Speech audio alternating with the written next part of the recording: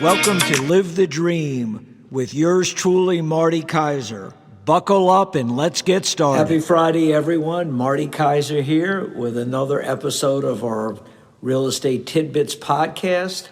I hope everyone had an awesome Thanksgiving holiday, didn't eat too much, got to spend quality time with your family. And I'm sure if you're like a lot of us, you're scrambling, getting ready for Christmas, getting presents. More and more people order online. I don't know if you've read recently, but the malls are changing their themes because obviously a lot of people buy online now. So they're trying to attract a younger demographic into the malls because a lot of the different generations that are above a certain age tend to not shop as much. So ought to be interesting to see. Hopefully the malls will stay in business because I'd hate everything having to be purchased online. You know, we went through that with newspapers a few years back where newspapers are a dying breed.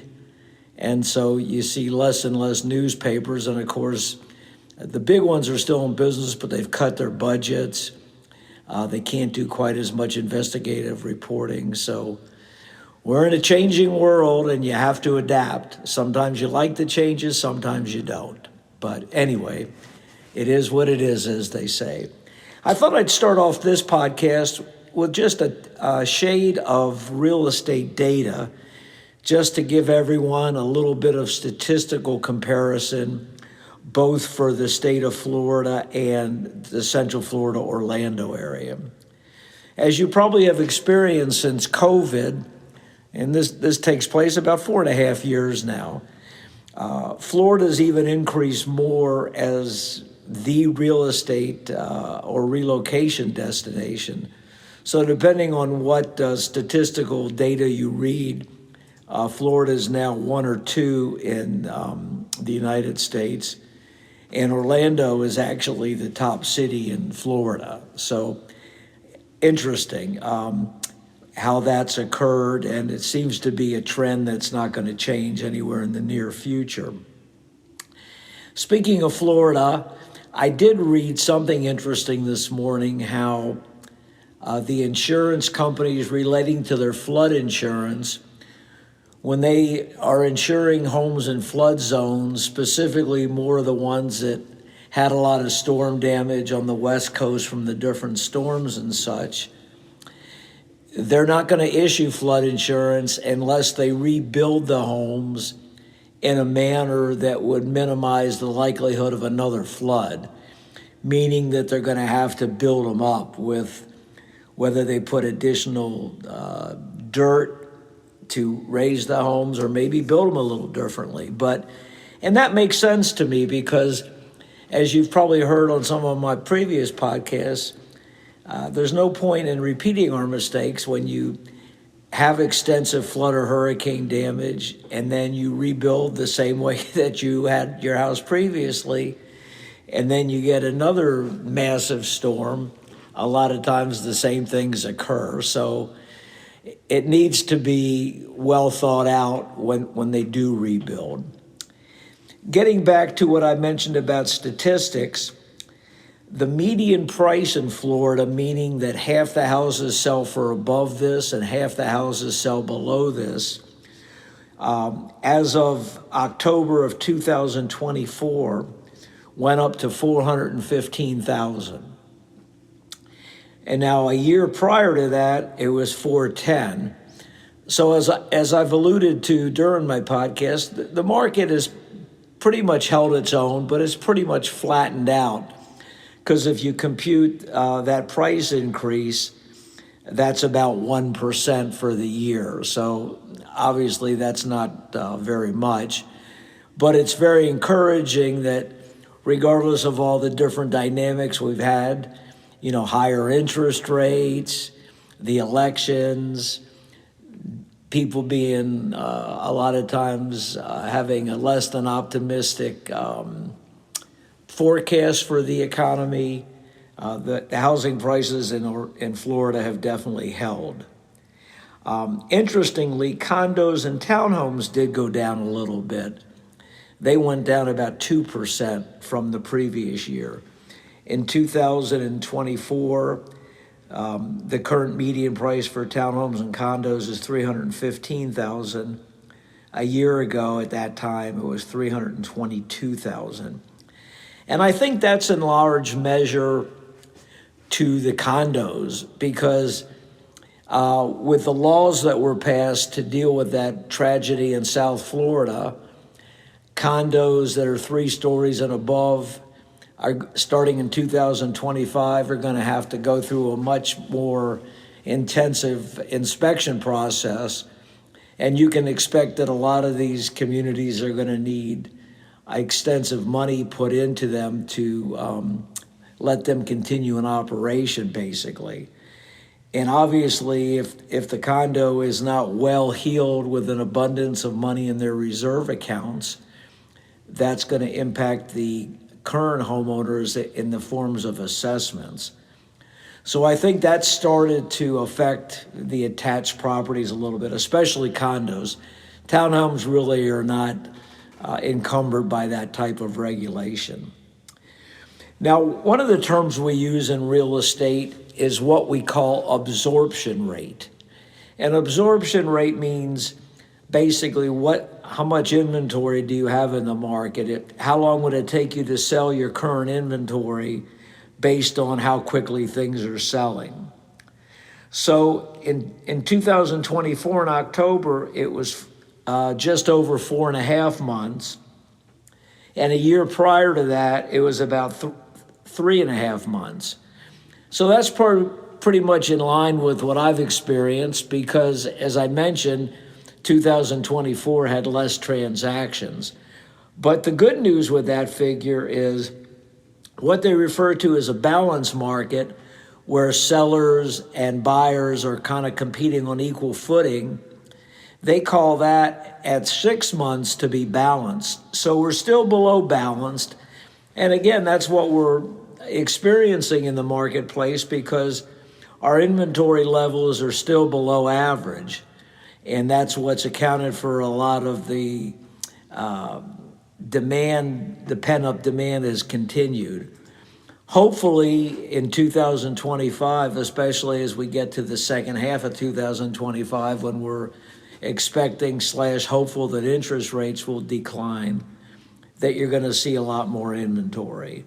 At the same time, you're probably going to see a lot more aggressive bidding wars. So those things are interesting. Now, the Orlando market is a little bit stronger than the statistics I just gave you, because Orlando is probably from my perspective, the strongest city in Florida from a real estate perspective. Not necessarily the most expensive, but the strongest. The most expensive cities in Florida are still probably Miami and Naples. But the Orlando market is definitely more than holding its own. So those are a couple of statistics that I thought you might be interested in. And people always ask, well, is December a slow month in real estate? And my answer usually to that is twofold. Yes, it is slower relative to the other 11 months of the year, because you have people planning for the holidays, getting their Christmas decorations up. A lot of people don't want to be showing their house during the holidays. At the same token, a lot of the people that purchase here from the north, if they have to sell a house in order to buy in Florida, the market tends to slow down up north as the weather gets colder. And, especially when it starts snowing, which we just had I watched a football game the other night on TV. It was in, let me think which venue. Oh, it was in Buffalo. And they were playing in blizzard-like conditions. It was interesting to watch, but the field was just covered with snow, and the visibility was limited because it was snowing pretty hard for the entire game. So as that weather gets more frequent, Obviously, people don't buy and sell houses in the Northeast. They wait for the weather to clear up to a large degree. But all these things impact real estate. So the thing is, if people ask me, should I put my home for sale in December, I pretty much answer their inquiry two different ways. Number one, if you had the choice of when you wanted to sell your home, meaning that time was not of the essence for you, I would probably tell you to wait a little bit. Because generally speaking, the springtime is the optimal time to put a property for sale in the Orlando area. That being said, if you have a need to sell your house, then there's no point in waiting. For example, I just picked up two new listings in Hunters Creek, and one listing went on the market because it was an inheritance property. So the heirs were anxious to get their proceeds from the sale. And the other listing, I had sellers that were relocating to California, and time was of the essence for them because they wanted to be near family, so they didn't want to delay any longer. And they were also purchasing in California, whereas the prices in most parts of California are considerably higher. So again, they didn't want to delay putting their houses on the market. We do take that into account when we price the homes in terms of not only the market demand versus the supply, but what time of the year do we put the house on the market? Because that always influences the recommendations that I give folks. So that's a little bit about timing. I've got several customers right now that are just waiting till after the first of the year to put their houses on the market because they didn't want to be bothered with the holidays, which, as I mentioned, is completely understandable. So it keeps the flow of properties. You don't tend to have 1 month that's got all the houses for sale and then the next month doesn't have any. It's good to some degree to have what I call a gradual ascension, meaning that you have a few properties come on the market in December, you have a few more in January, and then you start building to a crescendo and you have more properties coming for sale in the spring and early summer. But it always keeps life interesting. One thing about being in real estate, I've been doing this for quite a while, and you have to be adaptable.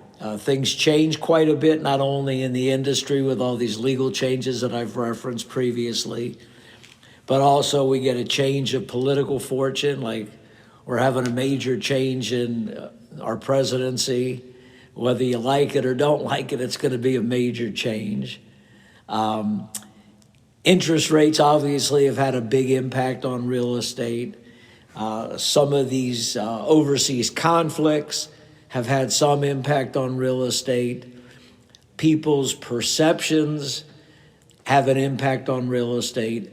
One of the things that I've always used as a slogan, and is so true, perception is reality. So somebody's perception may be not accurate. And with some people, you can show them all the finite data you want about why their feelings are not really in line with what's going on. But on the flip side, if they feel strongly enough about that, that is that person's reality, and you've got to work with that, because regardless of my feelings, the customer's always right. I will try to give my input, and I'll respectfully disagree if I feel that that's appropriate. Because the one thing that I've always believed in, you're hiring me because I'm a skilled professional. And as such, you want my information, my opinions, my data, how I back my opinions up. So I'm going to provide that for you. If you tend to not totally agree with it, then I respect that, and we'll follow what's appropriate for your situation. Now, obviously, if you and I are diametrically opposed in what we see, chances are either you're not going to hire me, or I would probably respectfully decline your business. But fortunately, that doesn't happen too often. But every once in a while, I might tell somebody, I think we should price your house for $600,000, and they say, well, no, I need $800,000 out of the house. And I'd say, well, how did you arrive at that figure? And they'll give me that figure based on their financial requirements. It frequently has nothing to do with what's actually occurring in the marketplace. So in that situation, I would respectfully decline to list their house because it just wastes their time. It wastes my time. People see their house and they say, gee, that house is sitting. It's either very overpriced or maybe it has some issues with the house. So it doesn't do anybody anything favorable if that house goes on the market under those requirements. That being said, if they interview enough agents, they'll probably find a couple that'll take the listing because some people will take any listing regardless of the likelihood of it selling. And I've never adhered to that because I think that's a bad business model for myself and the customer. And I've always tried to adhere to one philosophy, and that's to be honest with people, give them my assessment, and let the chips fall where they may. So that's a little bit about real estate statistics, kind of timing in real estate, kind of my personal philosophy in real estate. And hopefully things will continue on a high note in 2025. I did want to take a short detour. I always incorporate a little bit about sports. So we're getting down to the last quarter of the NFL season. This past weekend, the biggest game was the Philadelphia Eagles defeated the Baltimore Ravens. So right now, it looks like the top teams in what we refer to as the NFC are the Detroit Lions and the Philadelphia Eagles. In the AFC, the top teams are the Buffalo Bills, the Kansas City Chiefs, and to a lesser degree, the Baltimore Ravens. The problem with the Ravens is they seem, when you watch them and they're playing well, they seem to really be outstanding, but they just have made mistakes in too many games, and they've lost games they shouldn't have lost. So that's usually somewhat of a reflection on the team's leadership, both at the key positions, which is the coach and the quarterback. Even though they have a very good coach and a quarterback who some people feel is the most valuable player, in these key games, they've somehow not performed to their optimal, either in decision-making or not making the critical plays. So it'll be interesting to follow that. In baseball, this is the off season, so obviously not as much is said. But probably the big news for hardcore baseball fans is Juan Soto, star player for the New York Yankees. He's a free agent, meaning he can sign wherever he wants to. There's probably 5 or 6 teams that are strongly going after him. He's going to get a ridiculous contract. My opinion is he's probably going to leave the Yankees. I think when all's said and done, he'll either go to the Mets, the Red Sox, or a dark horse is Toronto. They're talking about him getting possibly as long as a 15-year contract at maybe $600 or $700 million. Crazy, right?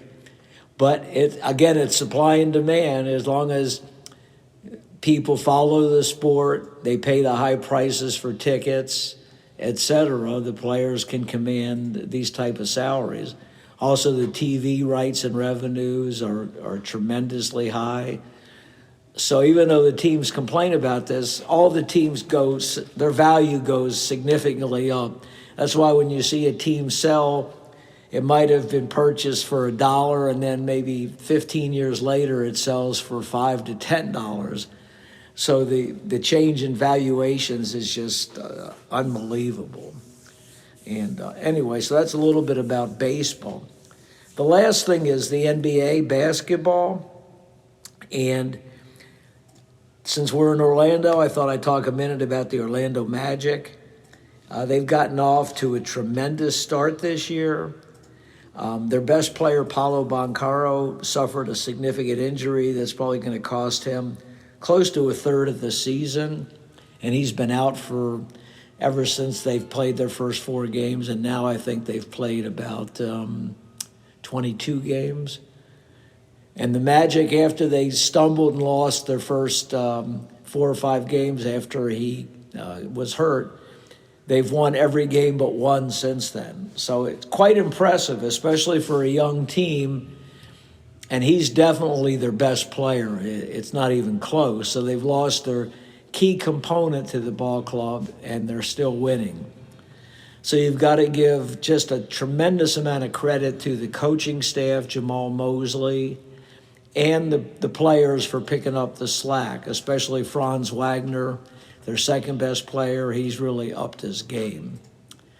So that's a little bit about sports. Last but not least is a little bit about what's going on in our country, specifically, as you've probably heard me say a little bit, the people that are getting nominated for the jobs in our cabinet. Kind of interesting. Some real outside the boxes is a nice way to say it. A lot of the people seemingly don't really have the qualifications, but they're looked at by the president-elect as disruptors, and he wants to really, for lack of a better term, be very disruptive in his time in office.